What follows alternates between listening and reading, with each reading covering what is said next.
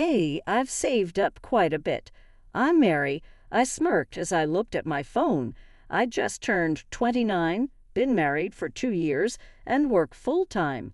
Even though my coworkers think it's creepy, I can't stop smiling because we're finally close to saving enough for our dream home. The bank balance displayed on my phone was near the goal. My husband, John, whom I married after dating at work, and I don't have kids yet. We've been waiting to have kids until after building our home. I wanted to enjoy being single a bit longer, but John, being in his mid-30s, insisted, so we married when I was 27. Though we're in different apartments, working at the same company as John feels awkward. But changing jobs would mean a pay cut, so I kept working. Now we're one step away from buying our house. It's been a long journey. There have been no major issues with John. Work is fine and savings are growing. Living a typical life, marriage, work, saving for a home. I thought this ordinary life was my greatest happiness. But life isn't always smooth sailing. The main issue in our marriage is my in-laws. After work, I return to our small apartment. It's cramped for two, but we need to save for our house. The moment I opened the door and saw the shoes, my fatigue doubled. Oh no, she's here again. I sighed deeply inside. I'm home, I said.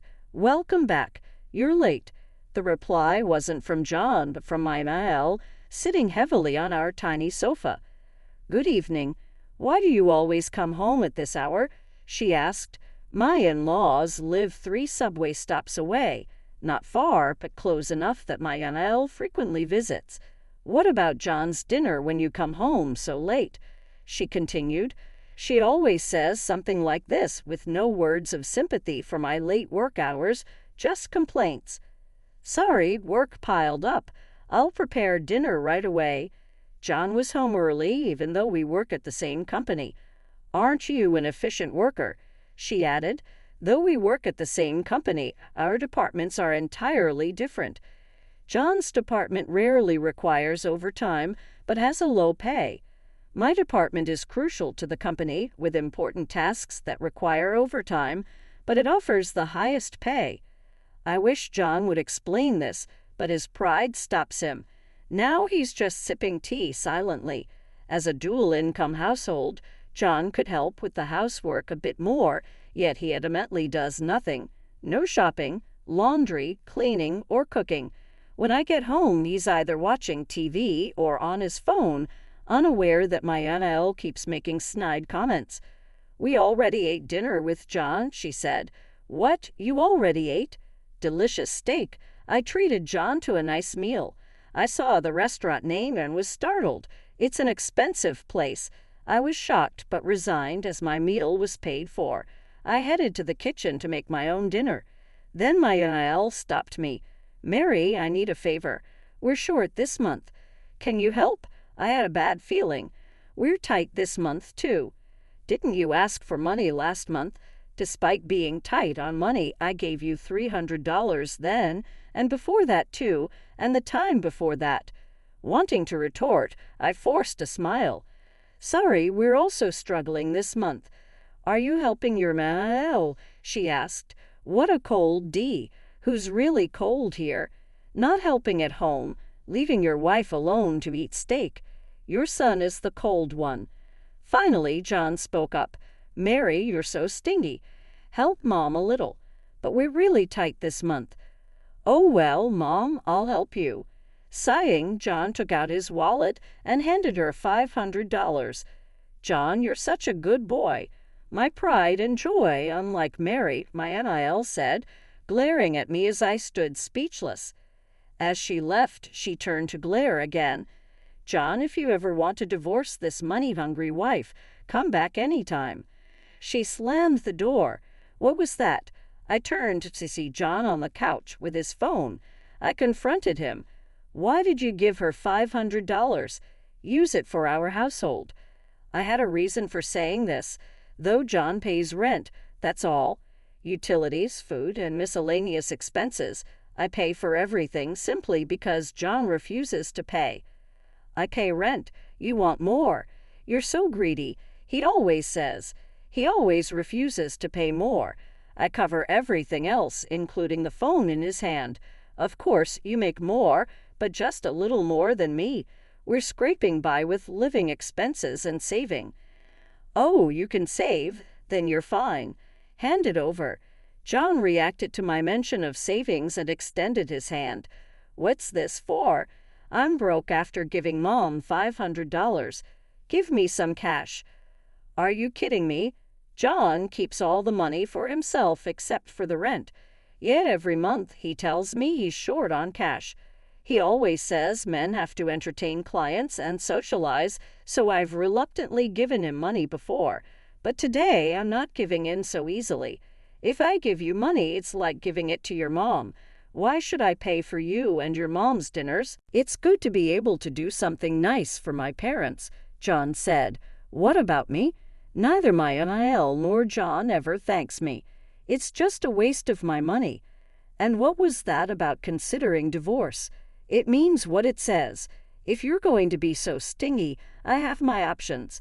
With that, he stormed off to the bedroom, even locking the door for good measure.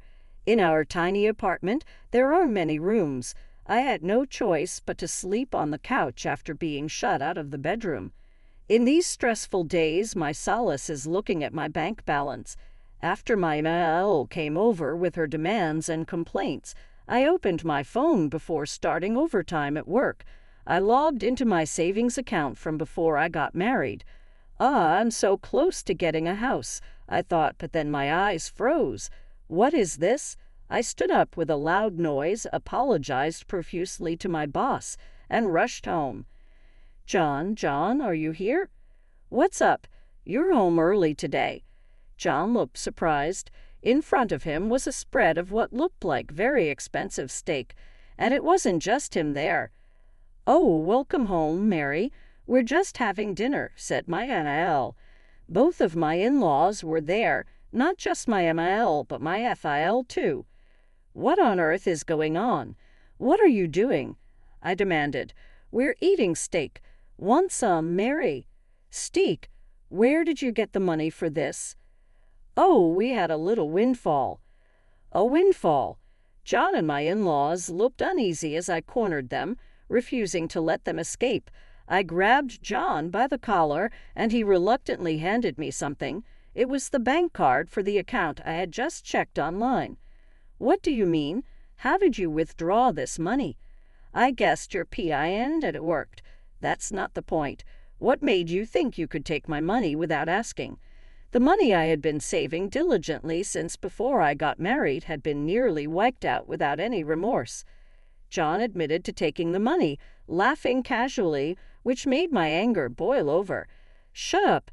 We're married, remember. What's yours is mine." "Don't be ridiculous. This is the savings I've been building up since I was single." "Give it back." "What are you talking about? A wife's money is obviously her husband's money. How greedy you must be, saving up all this money while living off John." "Exactly. You should be more grateful. Who do you think pays for everything?" "Unbelievable. Not a single person here was on my side. This is just like stealing." "Give it back." "Hey, who's the one being ridiculous now?" The word stealing seemed to finally make John flinch. Annoyed, he said, "Did you forget I'm the one paying the rent here? Plus, I have to entertain clients and support my parents." "That's right. John's a really good son, and you just save up all this money while I cover the rent. What a luxury. You only pay the rent. You hardly ever have to entertain clients, and you ask me for money to support your parents. Quiet. You came into this family, so you should listen to me and my parents. You should be grateful." "I haven't divorced you yet, you useless woman." Shouting this, John grabbed my arm and threw me out of the house.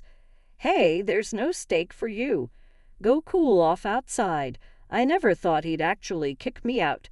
Stunned, I ended up staying at a hotel for the night. The next day, when I returned home, only John was there.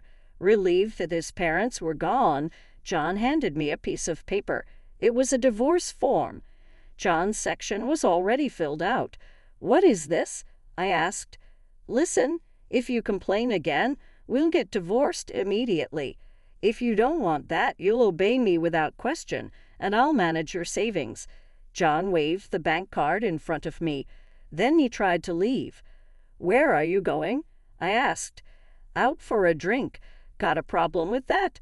Want a divorce?" With a smug smile, John walked out. What an idiot!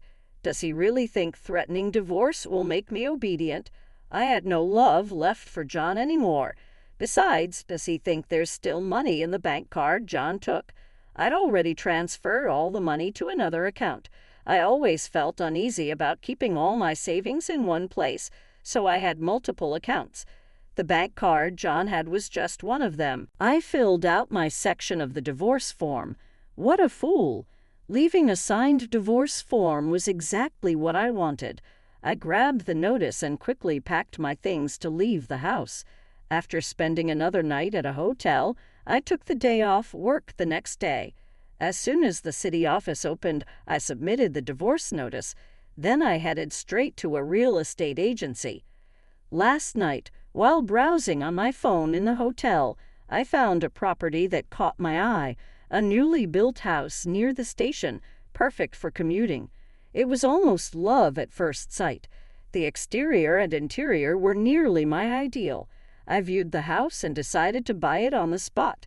From then on, things were hectic. Staying in a hotel until the move would be too expensive, so I explained my situation to a friend and stayed with them while preparing the new house.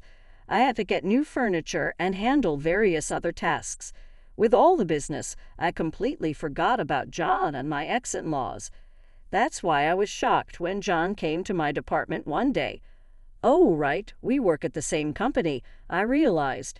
As he loudly called my name, everyone's eyes turned to us. But John didn't care and walked straight to me. "Why haven't you been answering your phone?" "Oh, I didn't think it was necessary." I remembered John had been calling nonstop. I was busy and didn't want to deal with it, so I ignored him. "You withdrew money from the account without permission, didn't you? Don't mess with me. And why haven't you come home? Do you really want a divorce?" "Oh, don't worry. We're already divorced, and that money is mine, so I can do whatever I want with it." He still thought threatening divorce would scare me. When I casually said this, John's face went blank with surprise. What a stupid face, I thought. It's funny. "What? Divorce?" "Yeah, thanks for preparing the paperwork. I submitted it." "What? I don't accept this." "It doesn't matter. The divorce is finalized." "Oh, and I've already informed the company, so the process is complete. You might need to take care of some things, too, so let your boss know, okay?" I turned my attention back to my computer, signaling the end of the conversation. I was busy. "Divorce. Where are you living now? You left your stuff at home." "I took what I needed. I'm fine. I'm living comfortably and bought new things." "Where are you living?" "That's none of your business. It's a privacy matter." "Please don't cry." John fell silent, feeling the stares of my colleagues and boss. He left the office without a word. My colleagues sympathized with me, saying, "Mary, you have it tough." Living in my new home was wonderful. The smell of a new house was incomparable, and it was spacious and comfortable. But since I had just moved in, there were still many things I needed. Today, I was expecting the delivery of some appliances I'd bought online. Just then, the intercom rang. "Oh, it's here." I thought and opened the door. I immediately regretted it. I cursed myself for not checking the intercom first. Standing outside was my ex-NIL. I was so surprised I blurted it out right behind her. My ex, Phil, and behind them was John. "It's been a while, Mary. I'm coming in." "Oh, wait, just a second." Ignoring my attempt to stop her, my ex-NIL barged into the house, inspecting the place as if appraising it. "This is a nice place." "Oh, and I like this furniture. Move it to my room, will you?" "Well, there's more room, too." "This will be our room." "Oh, wait a minute. What are these curtains? They have terrible taste. I'll choose new ones, so give me some money." The yard is quite spacious. Maybe I'll start a garden." "What on earth are they talking about?" Confused, I looked back at John. "John, what is? Be happy, Mary." Just as I was about to demand an explanation, my ex-NIL interrupted. When I looked at her, she had a triumphant expression on her face. "It's not much of a house, but it's a decent gift for us. We'll move in since it's a two-family home." "What? Of course, you'll do all the housework. We'll let you give us a $1,000 monthly allowance." What? What are they even saying? Are they aliens? I tilted my head in confusion. What do you even mean? I'm single now. My ex-NIL looked shocked. I was surprised, too. "John, you didn't tell them I don't accept it." John shouted, but the divorce was already finalized. Whether he accepted it or not, we were complete strangers now. When I said that, my ex-NIL turned pale. "What? Are you abandoning us? My parents live in the countryside.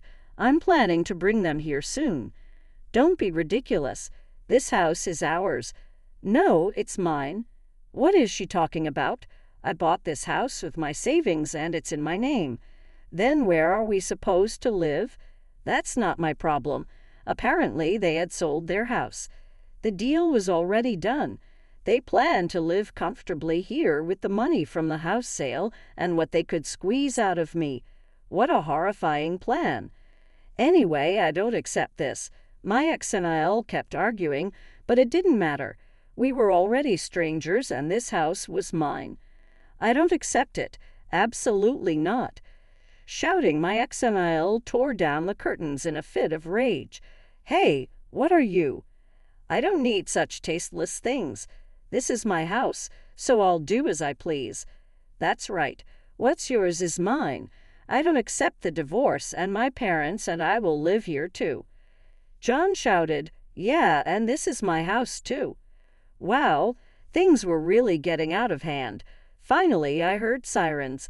I had secretly called the police as soon as John and my ex-NIL forced their way into the house. The police had finally arrived. "Hey, what are you doing?" "We haven't done anything wrong." "Yes, if you're taking someone, it should be this woman." The three of them protested loudly, but it didn't matter. Entering someone else's house without permission is trespassing, and breaking someone else's property is vandalism. Apparently, these people didn't understand that. After a lot of shouting, they weren't arrested but were taken away by the police. It had been a completely chaotic day. Later on, even after being released by the police, John came back several times demanding we get back together. He even started bothering me at work, so I reported it to my boss, who gave him a stern warning. Word about him using his wife's savings and barging into her new home spread around the office, and John was ostracized by everyone, leading him to quit his job. He seemed to have a breakdown and struggled to find new employment.